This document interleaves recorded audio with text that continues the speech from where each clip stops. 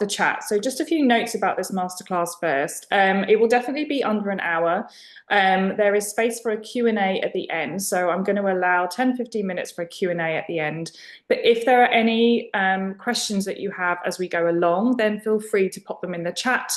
I'm going to be trying to pop in and out of the chat so I can see, so we can have those conversations as we go. I have personally been to a few workshops where I feel like at the end of it, I don't really get much value, or I feel like it was maybe a bit of a waste of time. So I always try and pack in as much information to these masterclasses as humanly possible. So bear with me if I'm going too fast or there's stuff that I need to expand on, please let me know in the chat. And also, please take notes with pen and paper. And if there's any questions along the way, just let me know. Okay, let me just make sure my chat box is open. There we go. Okay, perfect. So let me start. So you're in the right place for this masterclass if you are ready to stock your product at premium retailers. So we're looking at John Lewis specifically for this masterclass, but there's lots of things that you can take on for other retailers here in the UK. You may need guidance on how to present your brand professionally. You may want to understand supplier requirements of John Lewis and other retailers, and you're looking to build a sustainable, scalable business model. So I'd love to know in the chat, a few of you have said you're 20 years in, you're 17 years in. Let me know if there's any beginners, anybody just started, and anything specifically that you are struggling with at the moment, and I'll try and address that as we go through the masterclass. And then just briefly to introduce myself, for those of you that don't know me, haven't met me, haven't worked with me yet, my name is Jane. My business is JM Creative. Sorry, let me just admit a few people. I have a degree in graphic design and over 20 years experience working as a designer across design agencies and also fashion retailers. So I have worked across luxury perfume brands and also fashion retailers in their marketing promotions teams. And I launched my business, my brand and web design business in 2020, right before the lockdown here in the UK. Mainly around my two young children. So I help businesses to stand out from the rest and create an it brand feeling, which gives them also scalable, sustainable income. So something which people can buy from you, whether it's in person, whether it's from your website. It's important to me that your business is scalable and you can show real growth there. Just looking in the chat, Neela says she started in 2022. Yeah, interesting time to start a business, wasn't it, Neela? Okay. Ooh. So here's just some snapshots of client feedback, and you feel free to look on my Facebook page for my business if any of you want to check out some feedback that I've got from previous clients. And then just a note, today I'm going to show you how you can take your product from just launched, if you have, selling at fairs and stalls. Maybe you have a successful business you've had for multiple years, but you just want to be able to create a bigger customer base, sell it to a wider audience. Then this workshop is you. It's all about making money as you sleep and gaining that it brand status for your product. So what we're going to learn specifically today, three things: how to get a clearer idea on how to get your product stocked in retailers. Number one, retailer requirements. Number two, brand strengthening and scaling opportunities for your brand. And number three, how to specifically approach retailers. And we're going to be looking at John Lewis, but again, these are applicable across quite a few different retailers. So firstly, I want to talk about why should we get your products stocked. So having a major retailer like John Lewis stock your products can be a game changer for any small business. So it gives you a vast access to a huge customer base and the credibility that comes from being associated with a trusted name. It's an opportunity to take your business towards significant growth. So if you think about it, if you are selling at a stall or a market, you are the front person selling your product. You're explaining it, you're talking about it, but we don't have that in retailers. Your product will be with other products. So part of the goal of this masterclass is to talk about how you can stand apart from all of those products. But one of the benefits from being in that kind of environment is that people already have that credibility and that trust instilled in the retailer itself. especially ones as established like John Lewis. So they walk into a shop like John Lewis and they already know the products are going to be premium. They already know they're going to be quality. So they're just figuring out exactly what it is they need. So stocking your product at any retailer is going to automatically give you that credibility, but also give you such a huge customer base that you just haven't been able to access yet. Even if your product is selling online, it's going to give you a much larger customer base. So I'd love to know from you guys in the chat, why hasn't it happened yet? Why are you not stocking your products in retailers? Maybe you've tried and weren't successful for any reason. Maybe you've just launched, so you're not really sure how to go about it. Let me know what's stopped you so far from stocking your product in retailers. And I'd love to kind of address that as we go through the masterclass. So if anyone wants to share that in the chat, please do let me know.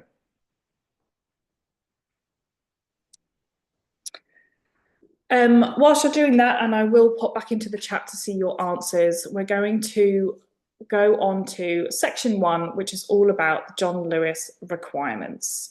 So success with John Lewis starts with understanding their ethos. And actually, this is generic to any retailer that you want to stock your products at.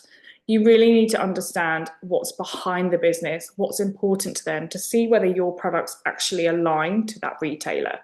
So for John Lewis, they built their reputation on quality merchandise, ethical sourcing, and environmental responsibility. So their buyers seek out brands that embody these same principles. So it's really important that when you're looking at a retailer, you're not just looking at the credibility and the brand and the name, but you're also thinking about whether your product is the right fit for that retailer. And there will be some that probably aren't right for you, and that's okay. Just popping back into the chat here. Zoe says, I used to sell in little boutiques, but they closed due to COVID. Yes.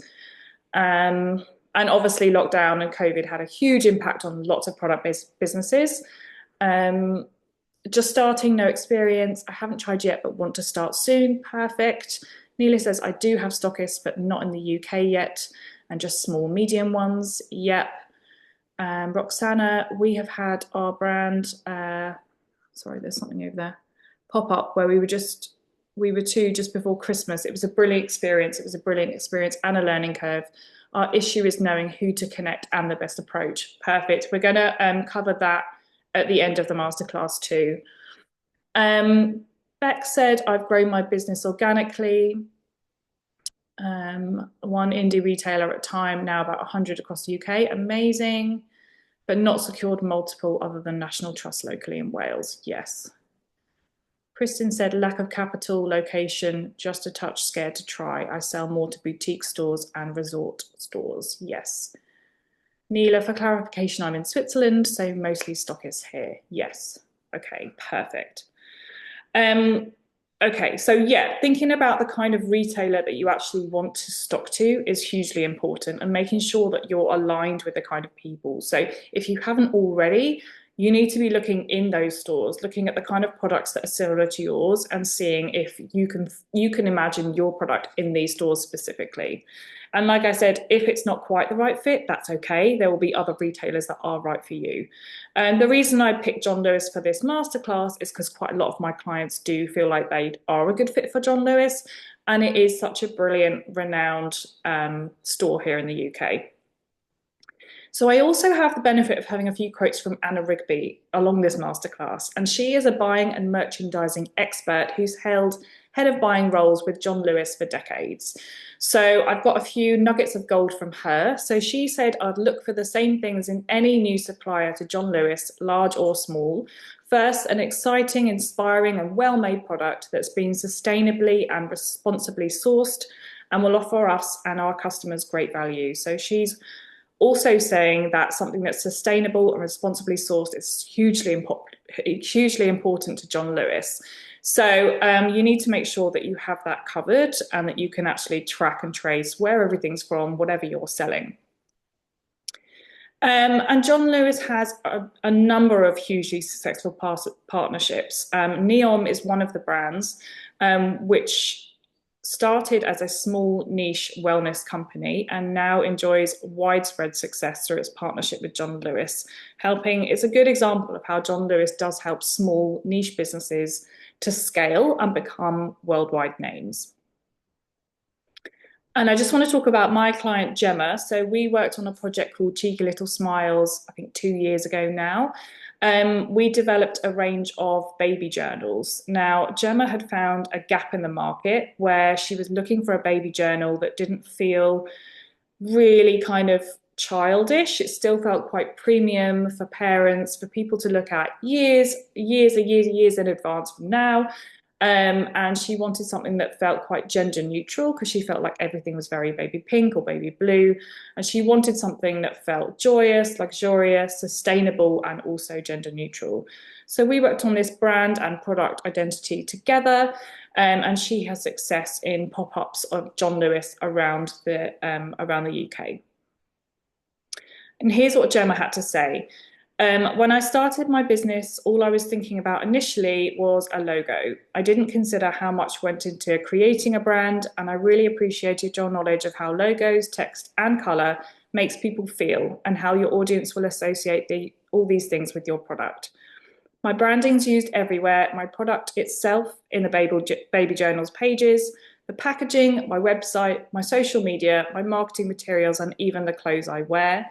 I often receive feedback from customers on how much they love the design. So this is something that I really want to talk about as well in terms of your brand not just being your logo or one element of your brand. It should be everything considered to create that whole cohesive identity so people really get a sense of what your business is and what your business is all about. Again, if there's any questions in the chat, please let me know as I go through this. So I also want to talk about packaging considerations. So obviously, as a product-based business, you have packaging. You will need packaging if you are selling from your website. You will need packaging, mailer packaging, but also for your individual products, depending on what you have. If you are clothing, you will need swing tags. If you are jewelry, you will need boxes, all those kinds of things. But I really want you to think about what you need from a retailer perspective and what you need from a complete brand experience. So if you haven't already, I have a product checklist on my website that is completely free and helpful in terms of what you actually need for your product-based business, all of the things that you need to tick off. It's a checklist. So please go and check that out if you haven't already. Here are just a few things from the packaging elements that you will need for your product. So we need to think about the unboxing experience. What is it like when someone opens your package that they've received from online for the first time? The customer journey is a big part of that. Where have they purchased your product? If they got it from store, how does it look? How is it packaged? How is it wrapped? The packaging design of your actual product, including shopping bags and mailer bags, product labels, hang tags. And then you may also want loyalty program materials, event branding guidelines, thank you cards, care instructions, and package insert designs. So all of these things are really crucial when you're thinking about packaging design. It's not just about the product, it's about the complete customer experience of how people perceive your brand. What you want is to create that kind of it brand where people are excited to open your packages, people are taking pictures of things, sharing it on Instagram, sharing it on socials. You really want that kind of aspirational feel for your brand. No matter what it is you're selling, you want people to be excited to open it and excited to share it as well. Okay. Another quote from John Lewis, packaging too plays a significant role. John Lewis expects high quality professional packaging that fits its brand image. Your packaging must not only protect the product, but also communicate your brand story and values. Making sure your business keeps to these retail standards is vital before you submit your product for consideration. So making sure that you have all your kind of ducks in a row, you have everything sorted before you apply to John Lewis is going to give you a much stronger chance of being successful and being successfully stocked. I'm going to go into the brand story and values sort of in the next section, which is section 2, strengthening your brand and your story. Again, let me know if anyone's got any questions in the chat. I'm popping in and out of there as I can. So I would love to know in the chat, how confident are you that your brand speaks to the right people and communicates the right message? So when we talk about brand, I don't just mean your logo, I mean everything that people see about your business. It might be your social media, your packaging, it could be your reels, it could be networking. What is it that people are thinking about your brand, and how confident are you that it's getting the right message across? Let me know in the chat if you have any reservations, or if you think it's doing a good job, or anything that you're unsure about. Um, and I just want to talk about the foundations of what actually is your brand. And I've already touched on this. It's not just the one logo, but it's also what you're known for, how you make people feel, why you're different from your competitors, what is your actual USP or unique selling point, and how you are perceived by others. So all of these things influence how people feel about your brand. And it makes a difference in the buying decisions that customers have and whether they want to pick your brand over somebody else's. Okay, so competitor analysis. You may have already done this. I don't know, you may have touched on it, you may have done it at length, but looking at competitors who sell something similar to you is really crucial in identifying how you can step away from what everyone else is doing. So it's good to look at your competitors to understand the market you're operating in, especially if you're looking to move into the UK from a different country. You need to look at your competitors in the UK to see what everybody else is doing, to find out what's successful and maybe what isn't working as well, to suss out a niche for yourself in the marketplace.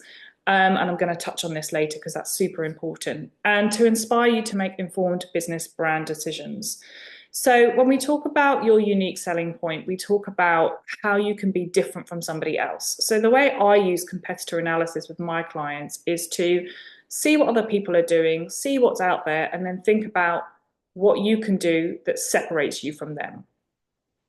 If you think of a shelf on John Lewis and various products, let's take candles as an example. You sell candles, there's going to be a whole shelving units of candles.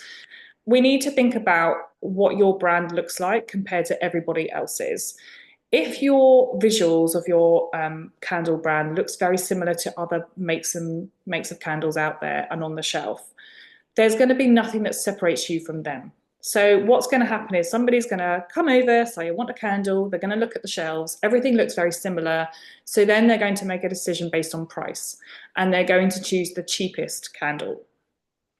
If your brand is positioned differently and you have created a brand based around something that makes you completely different, say, for example, you have a candle brand and you wanted it to be really luxurious, you wanted it to feel special, you've spent extra care on the packaging, you've made it look expensive, and subsequently your candle brand is priced higher, there's going to be people that are looking for that luxury that are willing to pay the extra price. So it's about figuring out what your unique selling point is, how you can market it, and how you can separate yourself from everybody else. Sorry, just got a question from Neela here. Sometimes hear that big stockists avoid naked products such as sleeveless greeting cards. At the same time, more and more retailers seem to switch to more eco-friendly options. This confuses me a bit sometimes. Yeah, I definitely think with all retailers, there's a focus on sustainability and plastic free. So there's various ways you can do it. There are naked ones, there are stickers you can do, which are plastic free. There's various ways you can do it, but I think physically going into a store to see what everybody else does would be a really good start for you. And if you can't, if you're in Switzerland or whatever, having a look on their online, have a look on their online gifting section, have a look at what's there. If you've got anybody in the UK, ask them to go and take some images for you. That's the first step, to look at what other people are doing. It is more difficult when you sell greetings cards to present your brand because you're not going to have the same packaging as, say, a candle brand. But there are definitely ways to do it. And there are definitely ways when you can introduce your brand. You can write about your brand story on the back of the cards. There's definitely ways which you can introduce your brand personality there too. But the first step is to look at what everybody else is doing and how you can do it a little bit differently. That sounds like a good idea. Fab. If anyone else got any questions, please do let me know. I want to show you this example, and it is not a product-based example. It is a hair salon. But the reason I want to show you this example is because I have a before and after. A lot of my product-based businesses don't really have a brand first, so it's kind of creating something from scratch. But I really wanted to show you this. So this is a hair salon I worked with here in the UK in Leamington Spa recently. This is what their branding looked like before. They'd chosen the kind of color palette and images. They'd chosen kind of stock images. It was just kind of put together because they needed a website. They needed somewhere like where people could book appointments, and nothing else was really considered after that. Roll on a few years and they're thinking about how to position themselves, how they want to come across. So we've worked together in terms of brand positioning, USP, like I've mentioned, and their mission statement is an established, experienced hair salon, and it's a place where clients come to relax, unwind, and feel totally understood.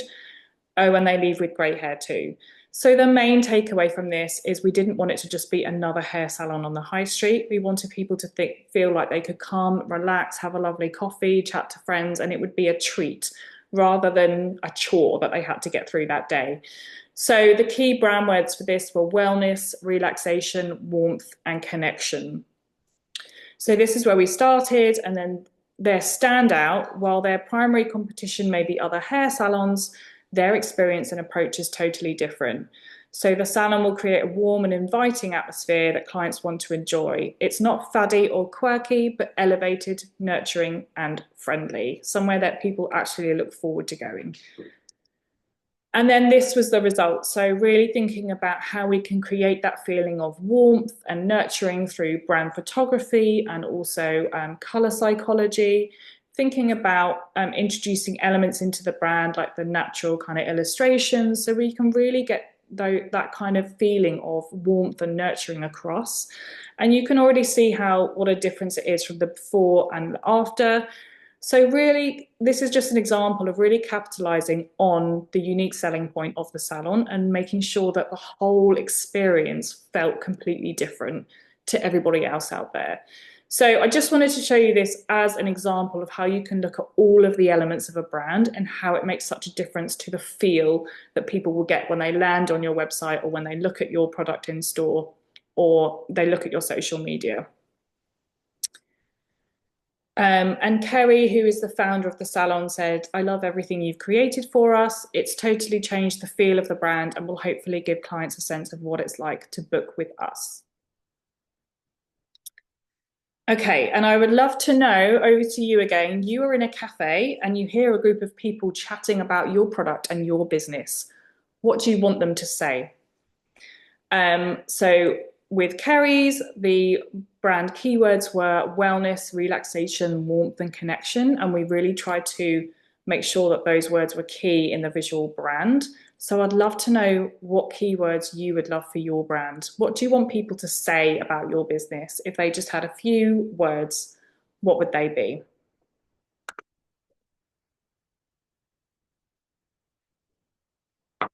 Let me know in the chat. Neela says magical, whimsy, and inspiring. I love that, Neela. And I know your work, so I definitely think that is a good connection. Teasia says unique, bold, luxury, and community. Okay, awesome. Okay.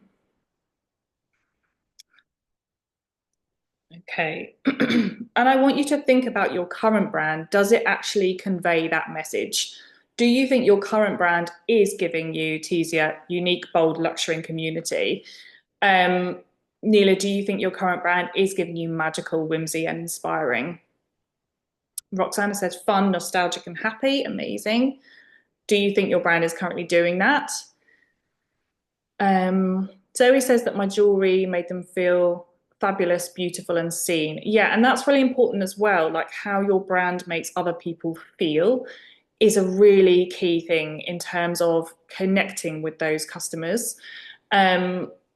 particularly with the kind of inclusive individual jewelry that you sell, Zoe. It's really important that people do feel that way. Roxana says, yes, her brand does feel fun, nostalgic, and happy. That's great. Neela says, I think her brand does about 80%. Okay, perfect. That's what we need. We need your brand to completely reflect your core values and give people a sense of what it's like to wear your products, buy your products, use your products. Kristen said, I would want them to say that our brand is luxury, quality, passion, and transparency. Amazing. Okay, so yeah, what we want to do is craft a strong message through your brand. So John Lewis says, invest in professional branding from your website to your marketing materials. Strong visuals, a clear message, and a compelling story will enhance your appeal to both John Lewis's buyers and its customers. Being well prepared in these areas can significantly improve your chances of securing a retail partnership. So really making sure that as well as the visuals, we've got a story that makes sense to you. You've got your unique selling point, something which completely separates you from everybody else. And we're talking about that. We're talking about your brand story across your brand, however you can, across your socials, and that becomes part of your brand message. So you're just solidifying the fact that your brand is completely unique. It is completely different to others out there, and you're talking about why it's different. I also just want to touch on the fact that there are some products that will be completely unique and some which aren't. So, for example, if you do design and sell jewelry like you, Zoe, that is going to be completely unique because you have designed it yourself, you have someone specific in mind, and that is going to be tailored to that individual. So that is a specific thing, and that is almost your USP anyway. But you may sell, for example, a candle brand, which could be very similar to other candle brands out there because it's a highly saturated market. So thinking about what your USP could be, it may not be the individual product, but it may be the reason that you started your business. It could be that you give a certain percentage away to a charity that's really important to you. It could be that you want your candles to be used just for like luxurious adult only, like, you know, in the evening, spa like serenity. Whatever your USP is, it will be different depending on you and your product. Just got some more USPs here. It's a rare find, beautiful, exactly what I'm looking for. Yeah, perfect. I would expand on exactly what I'm looking for. So what is it that your customer actually wants? How does it make them feel? How do they want to feel when they use your product? Okay, and the final section here is how to approach retailers. So I've had a few questions on this already. The first step to getting your brand into John Lewis is finding the right buyer for your product category. So John Lewis has a structured buying process with specific buyers handling different departments like homeware, fashion, beauty, and tech. The best place to figure out where the buyers are, who the buyers are, is LinkedIn. It's a great place to start. You can literally type in buyer for jewelry LinkedIn, buyer for jewelry John Lewis, and you will find a range of buyers, and they are a great place to start and to contact people there.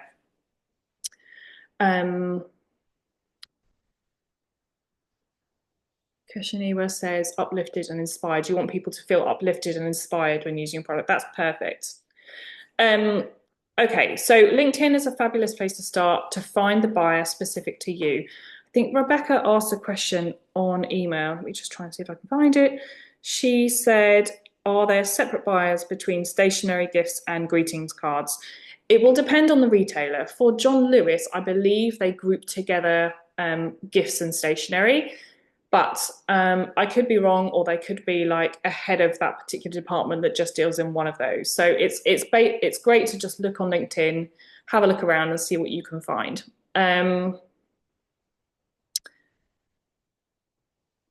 Okay. Roxana says, if it's not a buyer, what job role would you look for a pop-up? Are you talking about a pop-up in John Lewis specifically, Roxana? Yes. Okay, yeah, let me find out because my client did a pop-up through a different company and let me get the details for you. I'll send you a message after this. Let me get that info. Okay, so Anna has said it's important to identify the right buyer for your product. Once you've done that in a succinct, straightforward but engaging way, tell them all about what you offer. Buyers love something new. Aim to meet the buyer in person to discuss in more detail and develop a partnership. Be memorable for the right reasons. So I want you to think about approaching a retailer a bit like networking in terms of building connections, getting people to notice you, getting people to understand more about your product.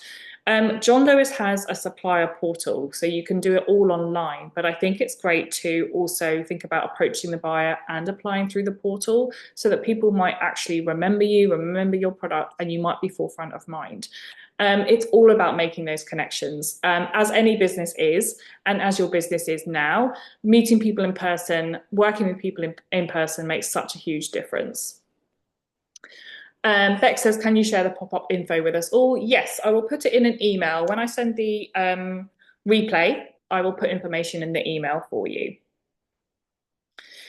Okay, another way to get your product noticed by John Lewis is to attend events where the buyers will be.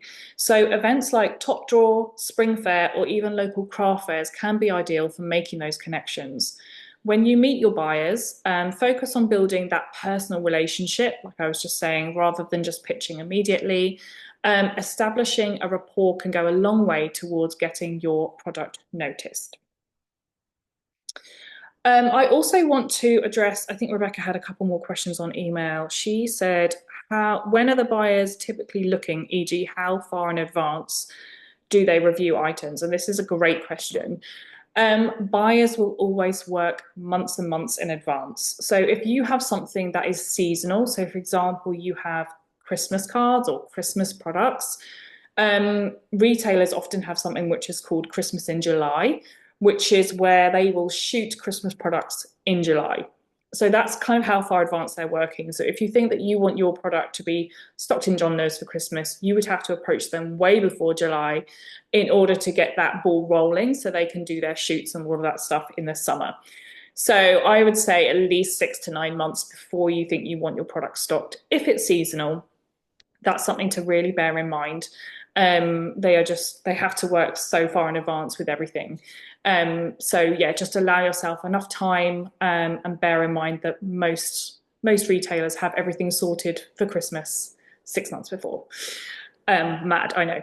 And then I think Rebecca had one more question. Are there regional buyers? Yeah, and this is a great question too. So Rebecca's in Wales and her cards and stationery lines are available in the Welsh language too.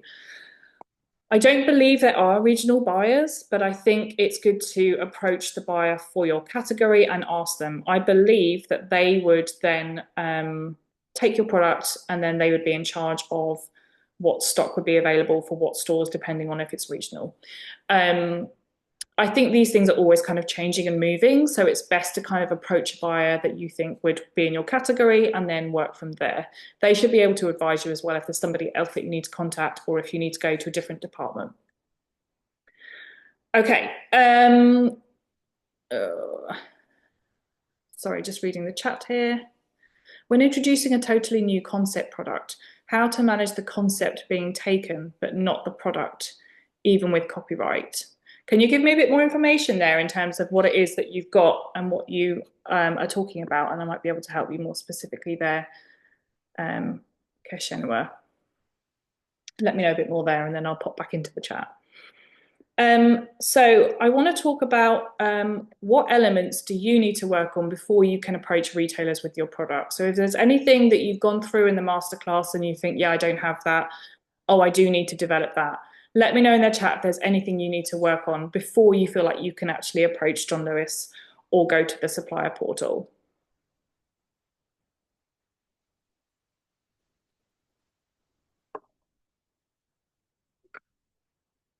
And whilst you're doing that, I would love to ask you how it would feel to have your custom brand and packaging and everything designed in less than a week. I'd love to introduce to you my signature service, which is the brand sprint. So this is how you can gain a custom brand designed specifically for you, for your product, incorporating your brand values and personality. You can avoid spiraling costs and future reprints because you have to readjust your design based on new packaging or new products that you want to launch. You get multiple logo variations, color palette, brand guidelines, document, and everything you need to launch yourself in your market. And there's also an option to work on packaging, promotional materials at a reduced daily rate from an expert, me, with extensive print production knowledge. So I have many years working in packaging across perfume, retailers, that kind of thing. I'm very comfortable talking with printers and suppliers around packaging, paper stocks, special printing requirements, all of those things. And we can even build your website too. So I also do website development, so we can build your website too to make sure that we're attracting as many people as possible and extending that reach of your product. Okay, just having a look in the chat here. Okay. So talking about the investment for that brand sprint, the investment is £1,500. Payment plans are available. I take a small deposit and then you can spread the rest over 3 or 6 months. Plus, for now until March, I'm offering free social templates with every brand sprint purchased. So if you are looking to potentially invest in your brand, now would be a great time to do that. If you would like to know if this brand sprint might be relevant for you or might be a good option for you, feel free to email me. My email is jane@jmcreative.com or DM me on Instagram at jmcreative.design. I'm just going to pop my Instagram in the chat because it would be lovely to connect with you all. And if anyone does fancy a chat, just a very casual chat about whether this brand sprint would be good for you or the right fit for you, then I've popped the link to book a call in the chat too. Sorry, I'm just reading the comments here. Neela says, I have another question. When you say big stockists have sorted their Christmas products in July, is this when they order them or is this when they want to receive them already? I often wonder about the lead times big retailers have between ordering and expecting the product to actually be delivered. Yeah, I think that's a question that's specific to, you need to address that with the buyers because it would very much depend on your order quantity in terms of when that's all going to be expected from you. What I will say is if you do want to approach any retailers, you absolutely need to have a vision of how you can upscale your orders and produce large quantities. So if, for example, like I know you're like hand illustrating a lot of your cards, is there a way that you could potentially produce a lot of them at large volume in time? And that's a conversation you need to have with the buyer in terms of the kind of volume they would need from you and the order quantities too. I think in terms of sorted their Christmas products in July, that's when they will be ordering them. So if you want to approach them, you need to have approached them before then so that they can have those conversations, go through the process of stocking you, having those conversations, and then have it ready, the stock's ready for July. I'm sure there'll be various processes in terms of giving you stock at various scheduled interludes throughout the year. But yeah, that's a process you need to sort of address with the buyer because it will be specific to your product, if that makes sense.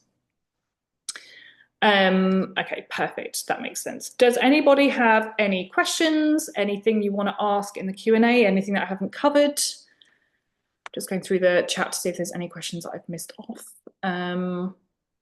Let me know if anyone wants to come on their microphone and ask something, please feel free to do so. Or if anyone has any questions about the brand sprint or anything specific. I have an item with art pieces. It's a new way of presenting art in the gift market. Perfect. My concern is the way the art is featured can be taken and done without me. Okay, what do you mean by that? What could be done without you? Hi, is it okay to speak? Yes, of course. Yeah, hiya. Hi, thank you so much. Literally, I'm really saying, can the idea be nicked by, I know you can put copyright and all of that, but once they see an item like that and it can grow as a thing, I'm not going, they can just take the idea of presenting art in that way and it doesn't, and I have nothing to do with it. I don't know how to manage something like that. Yeah, Yeah, it's a really good question. And I think you need to look at copywriting first before you approach a retailer. I think it will be very specific in terms of the copywriting laws, depending on what your actual product is and what specifically you're trying to copyright, whether it's that physical product or the way that you deliver that product, like you were saying. So I think you need to approach copywriting, have a look at their rules and regulations, and then ask them the questions about stocking in retailers. Because I get your point. You don't want to approach a retailer and then lose that USP that you have for your product. So yeah, I would always advise you to, and there are kind of specific lawyers out there who deal with copywriting for products, or you can go it alone and have a look yourself. But yeah, that will be something that you need to look at specifically for your product. That's great. Thank you. No worries. Um, Becca says, does John Lewis host any in-house trade fairs, e.g., an opportunity to pitch directly? Yeah, I believe they are at some of the ones that I've already mentioned. So, oops, let me go through. Top Drawer, Spring Fair. I believe John Lewis do go to those two. So that would be two to look out for. Again, I think by approaching the buyers in LinkedIn, you should be able to find out what trade fairs there are, but they're two that have come up in my research. Um, Neela says, I think it takes a certain level of trust too. Is that to do with the copywriting? Yes, it will. And I think also having your business out there to a wider audience is going to mean that more people are going to see your product, which means that more people may think, oh, I could do something similar. And that is part and part of it. So you need to make sure that your product is as unique as it can be. So if there are any copycats out there, it doesn't really matter because they're not going to be the same as you. Autumn Swing Fair, yeah, that's another one. It's good to approach the buyers and see whether that's something that is they're going to be the buyers are going to be at. Um, and there will probably be other ones depending on what your product is. There may be ones that are way more specific to your product category that will also have buyers too. Okay, does anyone have any other questions or anything they want to know?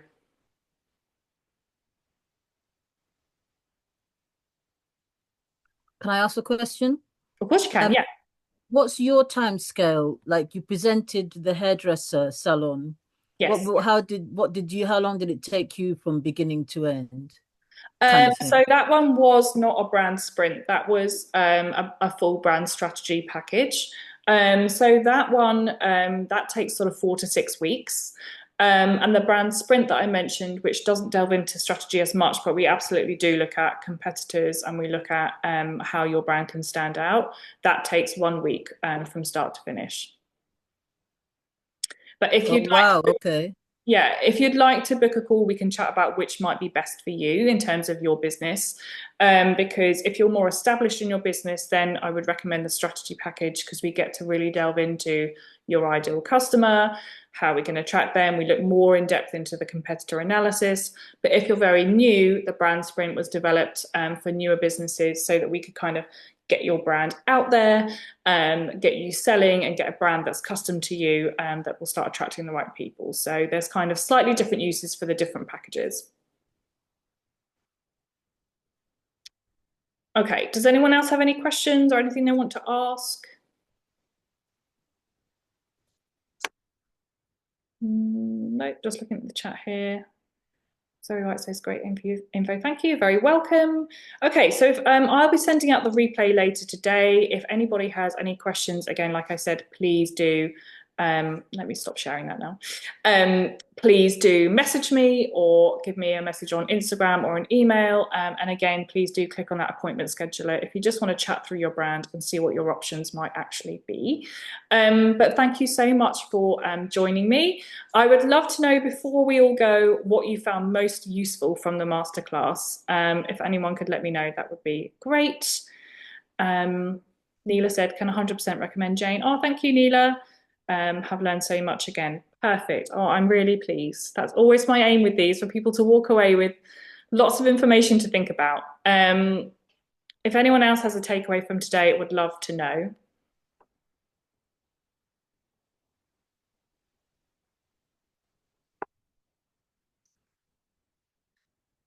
Um, Zoe says, I'm not shouting about my USP enough. Yes.